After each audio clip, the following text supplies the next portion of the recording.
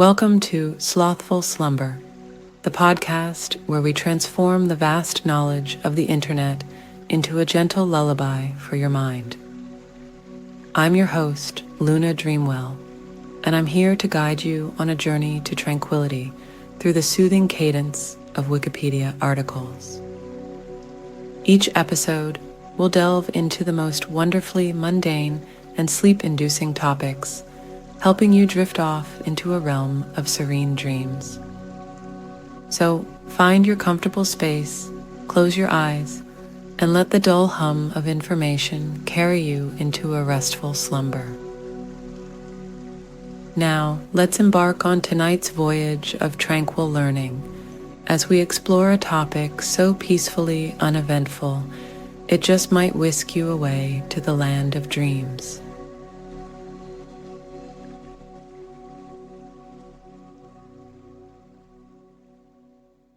This Wikipedia article is titled Planetary Nebula. A planetary nebula is a type of emission nebula consisting of an expanding, glowing shell of ionized gas ejected from red giant stars late in their lives. The term planetary nebula is a misnomer because they are unrelated to planets. The term originates from the planet-like round shape of these nebulae observed by astronomers through early telescopes. The first usage may have occurred during the 1780s with the English astronomer William Herschel, who described these nebulae as resembling planets. However, as early as January 1779, the French astronomer Antoine Darquier de Pellepoix described in his observations of the Ring Nebula. Very dim but perfectly outlined. It is as large as Jupiter and resembles a fading planet. Though the modern interpretation is different, the old term is still used. All planetary nebulae form at the end of the life of a star of intermediate mass, about 1 to 8 solar masses. It is expected that the Sun will form a planetary nebula at the end of its life cycle.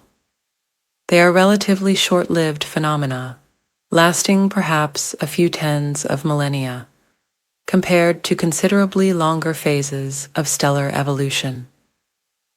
Once all of the red giant's atmosphere has been dissipated, energetic ultraviolet radiation from the exposed, hot, luminous core called a planetary nebula nucleus, PNN, ionizes the ejected material. Absorbed ultraviolet light then energizes the shell of nebulous gas around the central star, causing it to appear as a brightly colored planetary nebula. Planetary nebulae probably play a crucial role in the chemical evolution of the Milky Way, by expelling elements into the interstellar medium from stars where those elements were created. Planetary nebulae are observed in more distant galaxies, yielding useful information about their chemical abundances. Starting from the 1990s, Hubble Space Telescope images revealed that many planetary nebulae have extremely complex and varied morphologies. About 1/5 are roughly spherical, but the majority are not spherically symmetric. The mechanisms that produce such a wide variety of shapes and features are not yet well understood, but binary central stars, stellar winds, and magnetic fields may play a role. Observations. Discovery. The first planetary nebula discovered, though not yet termed as such, was the Dumbbell Nebula in the constellation of Vulpecula. It was observed by Charles Messier on July 12, 1764, and listed as M27 in his catalogue of nebulous objects. To early observers with low-resolution telescopes, M27 and subsequently discovered planetary nebulae resembled the giant planets like Uranus. As early as January 1779, The French astronomer Antoine Darquier de Pellepoix described in his observations of the Ring Nebula, a very dull nebula, but perfectly outlined, as large as Jupiter and looks like a fading planet. The nature of these objects remained unclear. In 1782, William Herschel, discoverer of Uranus, found the Saturn Nebula, NGC 7009, and described it as a curious nebula, or what else to call it, I do not know. He later described these objects as seeming to be planets of the starry kind. As noted by Darquier before him, Herschel found that the disk resembled a planet, but it was too faint to be one. In 1785, Herschel wrote to Jérôme Lalande, "These are celestial bodies of which, as yet, we have no clear idea, and which are perhaps of a type quite different from those that we are familiar with in the heavens. I have already found 4 that have a visible diameter of between 15 and 30 seconds. These bodies appear to have a disk that is rather like a planet, that is to say, of equal brightness all over, round, or somewhat oval, and about as well defined in outline as the disk of the planets, of a light strong enough to be visible with an ordinary telescope of only 1 foot. Yet they have only the appearance of a star of about 9th magnitude." He assigned these to class 4 of his catalogue of nebulae, eventually listing 78 planetary nebulae, most of which are in fact galaxies. Herschel used the term planetary nebulae for these objects, the origin of this term not known. The label planetary nebula became ingrained in the terminology used by astronomers to categorize these types of nebulae, and is still in use by astronomers today. Spectra. The nature of planetary nebulae remained unknown until the first spectroscopic observations were made in the mid-19th century. Using a prism to disperse their light, William Huggins was one of the earliest astronomers to study the optical spectra of astronomical objects. On August 29, 1864, Huggins was the first to analyze the spectrum of a planetary nebula when he observed Cat's Eye Nebula. His observations of stars had shown that their spectra consisted of a continuum of radiation with many dark lines superimposed. He found that many nebulous objects, such as the Andromeda Nebula, as it was then known, had spectra that were quite similar. However, when Huggins looked at the Cat's Eye Nebula, he found a very different spectrum. Rather than a strong continuum with absorption lines superimposed, the Cat's Eye Nebula and other similar objects showed a number of emission lines. Brightest of these was at a wavelength of 500.7 nanometers, which did not correspond with a line of any known element. At first, it was hypothesized that the line might be due to an unknown element, which was named nebulium. A similar idea had led to the discovery of helium through analysis of the sun's spectrum in 1868. While helium was isolated on Earth soon after its discovery in the spectrum of the sun, nebulium was not. In the early 20th century, Henry Norris Russell proposed that, rather than being a new element, the line at 500.7 nanometers was due to a familiar element in unfamiliar conditions.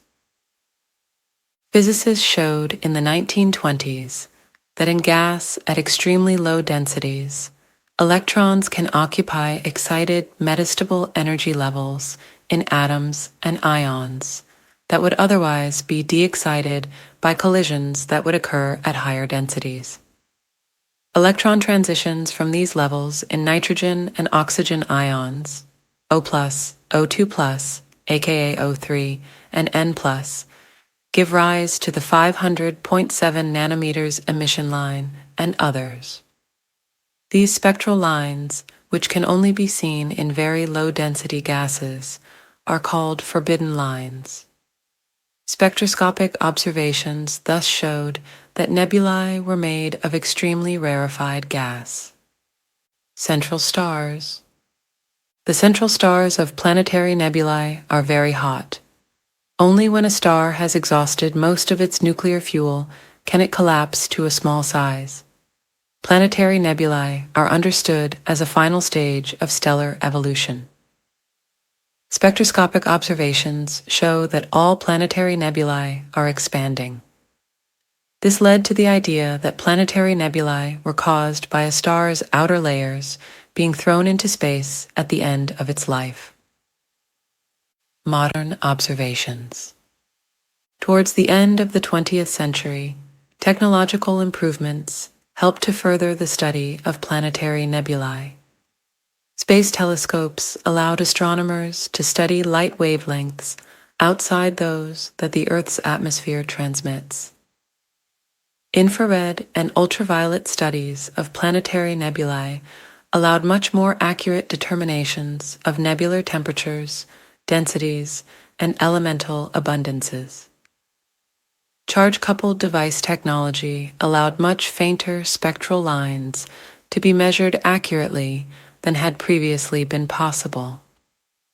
The Hubble Space Telescope also showed that while many nebulae appear to have simple and regular structures when observed from the ground, the very high optical resolution achievable by telescopes above the Earth's atmosphere reveals extremely complex structures.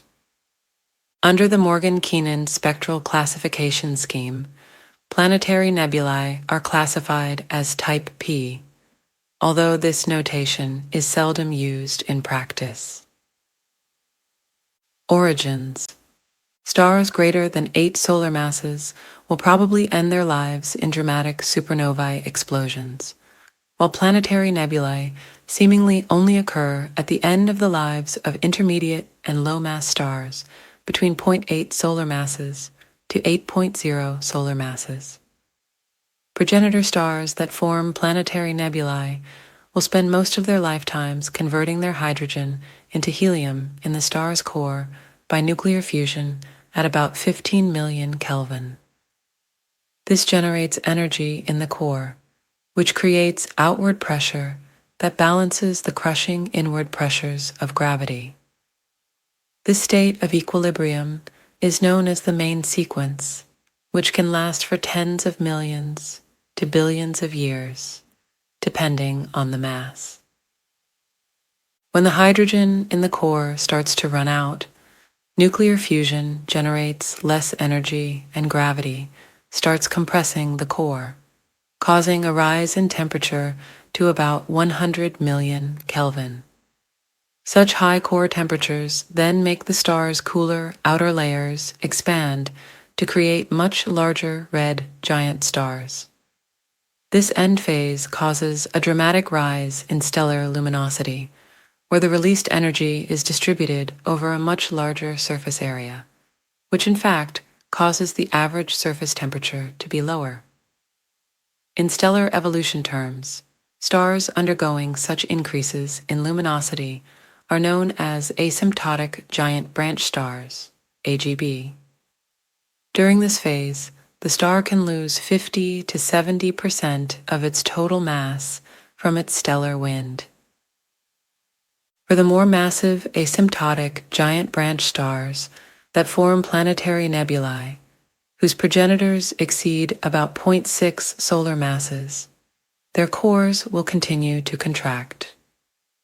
When temperatures reach about 100 million Kelvin, the available helium nuclei fuse into carbon and oxygen so that the star again resumes radiating energy, temporarily stopping the core's contraction. This new helium burning phase, fusion of helium nuclei, forms a growing inner core of inert carbon and oxygen. Above it is a thin helium-burning shell, surrounded in turn by a hydrogen-burning shell. However, this new phase lasts only 20,000 years or so, a very short period compared to the entire lifetime of the star. The venting of atmosphere continues unabated into interstellar space, but when the outer surface of the exposed core reaches temperatures exceeding about 30,000 Kelvin, there are enough emitted ultraviolet photons to ionize the ejected atmosphere, causing the gas to shine as a planetary nebula. Lifetime. After a star passes through the asymptotic giant branch (AGB) phase, the short planetary nebula phase of stellar evolution begins as gases blow away from the central star at speeds of a few kilometers per second. The central star is the remnant of its AGB progenitor, an electron-degenerate carbon-oxygen core that has lost most of its hydrogen envelope due to mass loss on the AGB. As the gases expand, the central star undergoes a two-stage evolution, first growing hotter as it continues to contract, and hydrogen fusion reactions occur in the shell around the core, and then slowly cooling when the hydrogen shell is exhausted through fusion and mass loss. In the second phase, it radiates away its energy and fusion reactions cease, as the central star is not heavy enough to generate the core temperatures required for carbon and oxygen to fuse. During the first phase, the central star maintains constant luminosity, while at the same time it grows ever hotter, eventually reaching temperatures around 100,000 Kelvin. In the second phase, it cools so much that it does not give off enough ultraviolet radiation to ionize the increasingly distant gas cloud. The star becomes a white dwarf, and the expanding gas cloud becomes invisible to us, ending the planetary nebula phase of evolution. For a typical planetary nebula, about 10,000 years passes between its formation and recombination of the resulting plasma. Role in galactic enrichment. Planetary nebulae may play a very important role in galactic evolution. Newly born stars consist almost entirely of hydrogen and helium, but as stars evolve through the asymptotic giant branch phase, they create heavier elements via nuclear fusion, which are eventually expelled by strong stellar winds. Planetary nebulae usually contain larger proportions of elements such as carbon, nitrogen, and oxygen, and these are recycled into the interstellar medium via these powerful winds. In this way, planetary nebulae greatly enrich the Milky Way and their nebulae with these heavier elements, collectively known by astronomers as metals, and specifically referred to by the metallicity parameter Z. Subsequent generations of stars formed from such nebulae also tend to have higher metallicities. Although these metals are present in stars in relatively tiny amounts, they have marked effects on stellar evolution and fusion reactions. When stars formed earlier in the universe, they theoretically contained smaller quantities of heavier elements. Known examples are the metal-poor population II stars. See stellar population. Identification of stellar metallicity content is found by spectroscopy. Characteristics. Physical characteristics. A typical planetary nebula is roughly 1 light-year across and consists of extremely rarefied gas with a density generally from 100 to 10,000 particles per cubic centimeter. The Earth's atmosphere, by comparison, contains 2.5 by 10 to the 19 particles per cubic centimeter. Young planetary nebulae have the highest densities. sometimes as high as 106 particles per cubic centimeter. As nebulae age, their expansion causes their density to decrease. The masses of planetary nebulae range from 0.1 to 1 solar masses. Radiation from the central star heats the gases to temperatures of about 10,000 Kelvin. The gas temperature in central regions is usually much higher than at the periphery, reaching 16,000 to 25,000 Kelvin. The volume in the vicinity of the central star is often filled with a very hot coronal gas, having the temperature of about 1 million Kelvin. This gas originates from the surface of the central star in the form of the fast stellar wind.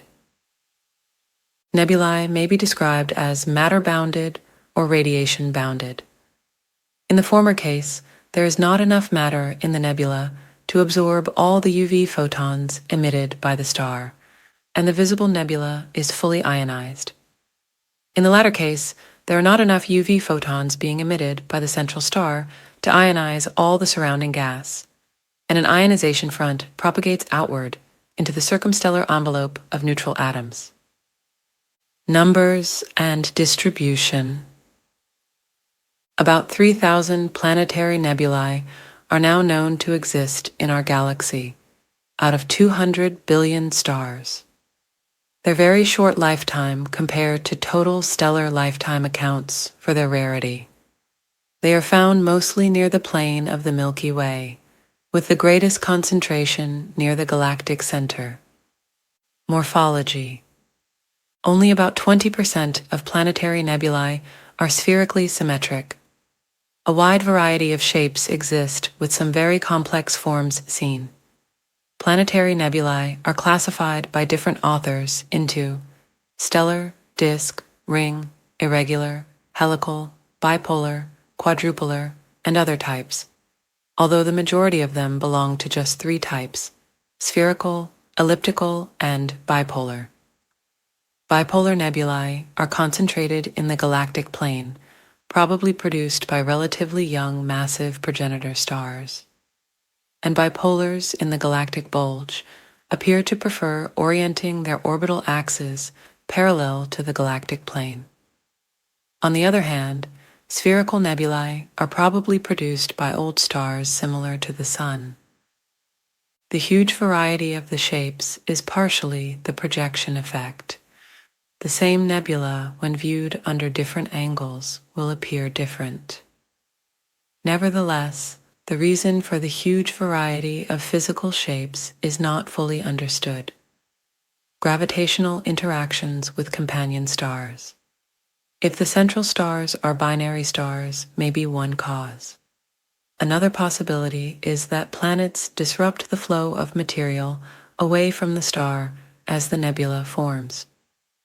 It has been determined that the more massive stars produce more irregularly shaped nebulae.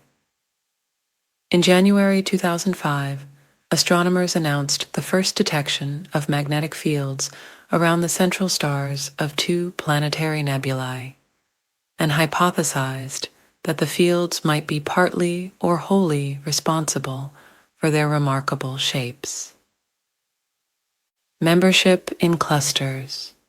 Planetary nebulae have been detected as members in 4 galactic globular clusters: Messier 15, Messier 22, NGC 6441, and Palomar 6.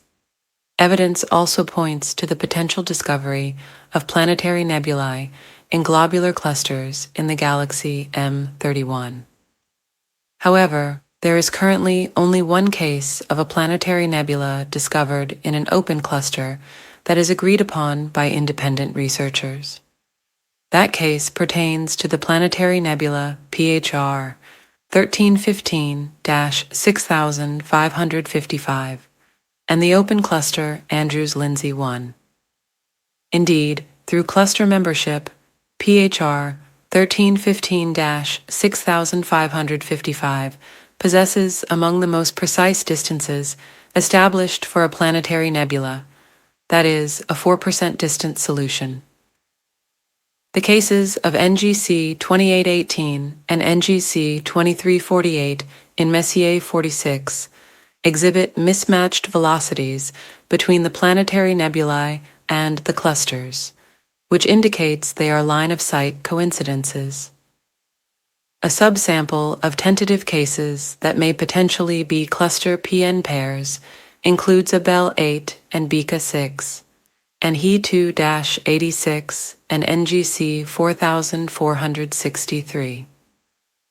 Theoretical models predict that planetary nebulae can form from main sequence stars of between 1 and 8 solar masses, which puts the progenitor star's age at greater than 40 million years. Although there are a few hundred known open clusters within that age range, a variety of reasons limit the chances of finding a planetary nebula within. For one reason, the planetary nebula phase for more massive stars is on the order of millennia, which is a blink of the eye in astronomic terms. Also, partly because of their small total mass, open clusters have relatively poor gravitational cohesion and tend to disperse after a relatively short time, typically from 100 to 600 million years. Current issues in planetary nebula studies. The distances to planetary nebulae are generally poorly determined, but the Gaia mission is now measuring direct parallactic distances between their central stars and neighboring stars. It is also possible to determine distances to nearby planetary nebula by measuring their expansion rates. High-resolution observations taken several years apart will show the expansion of the nebula perpendicular to the line of sight, while spectroscopic observations of the Doppler shift will reveal the velocity of expansion in the line of sight. Comparing the angular expansion with the derived velocity of expansion will reveal the distance to the nebula. The issue of how such a diverse range of nebular shapes can be produced is a debatable topic. It is theorized that interactions between material moving away from the star at different speeds gives rise to most observed shapes. However, some astronomers postulate that close binary central stars might be responsible for the more complex and extreme planetary nebulae. Several have been shown to exhibit strong magnetic fields, and their interactions with ionized gas could explain some planetary nebulae shapes. There are two main methods of determining metal abundances in nebulae. These rely on recombination lines and collisionally excited lines. Large discrepancies are sometimes seen between the results derived from the two methods. This may be explained by the presence of small temperature fluctuations within planetary nebulae. The discrepancies may be too large to be caused by temperature effects, and some hypothesize the existence of cold knots containing very little hydrogen to explain the observations. However, such knots have yet to be observed